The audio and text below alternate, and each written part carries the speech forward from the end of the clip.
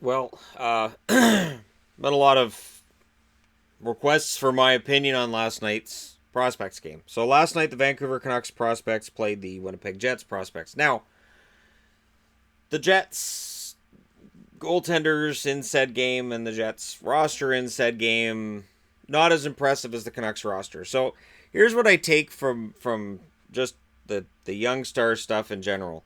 It can really hype up a rookie. Last night, Rasmus Dahlin, 2 goals. Brady Tkachuk, 2 goals. And Elias Pettersson, 2 goals and 1 assist. And Gaudette had a goal and an assist. And Dahlin, Jonathan Dahlin. I'm gonna love this season. Jonathan Dahlin got a goal and 2 assists for the Canucks prospect game. Of course, we acquired him for Alex Burrows. Thank you, Ottawa. And Canuck fans are going to look and see if Dahlin and Pettersson have this chemistry together at the NHL level.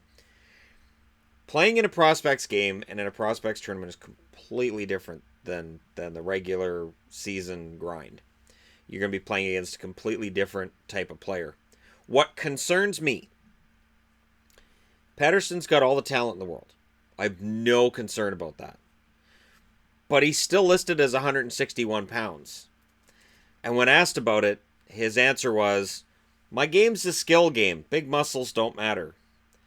It's not about big muscles. It's about being able to physically handle an 82 game grind, which is completely different than anything you got in the Swedish League. Yes, he played against men, but the season's much shorter. The travel is not nearly what he's going to deal with in the NHL. And I'm thinking that as the season rolls along, he might want to start building up bigger muscles. That's honestly, as a fan of the Canucks right now, I'm cautiously optimistic. Yeah, like Ulevy, the reports are that Ulevy played well last night too. Wasn't really talked about, but he played well, and everything looks great. But when you've got a Winnipeg Jets team that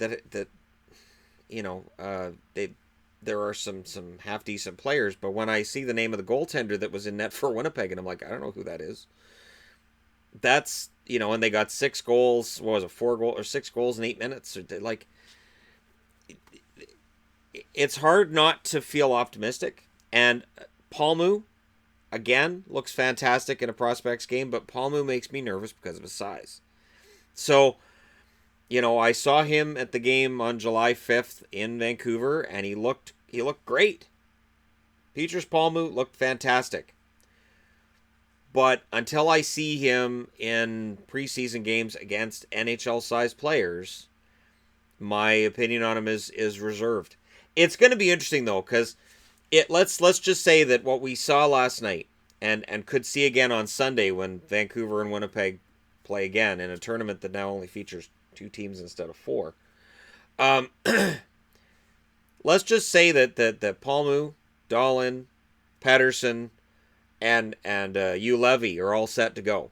And let's just go crazy. Let's just say Demko has an amazing training camp and he pushes Nilsson out of the picture. The Canucks are putting Nilsson on waivers and he's gone. Let's just say that happens. Does that mean they're going to struggle more during the season with that many kids? Does it mean they're going to be better during the season with that many kids? Does it mean that it's harder for teams to get ready for the Canucks because they don't have a book on some of these kids yet? Does it mean they could have a better October, November, and then they could cruise from there to a potential shot at a wild card? It's a fun time of year. But I'm still realistic. And until I see these guys at the NHL level, the indications have been all the way through that Jonathan Dahlin would probably need some time in the American League. I hope not. I was a huge fan of Ulf Dahlin. Ulf Dahlin was amazing. And if Jonathan can play anywhere like Ulf did, bring him in now. But I'm realistic, and there's a reason that Benning brought in veteran talent so that he doesn't have to put these kids in the lineup. And again, if you have Palmu and Pettersson in the lineup, so you have a guy who's short and light, and you have a guy who's got the right height, but pretty light as well, at 161 pounds. I think he's 6'1 or 6'2. He's going to get flung around potentially.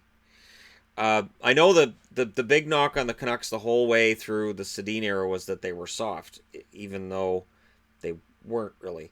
Uh, you had guys like Lapierre and Burroughs. You had a lot of sandpaper. You didn't really have that in Forster, but you had a lot of sandpaper.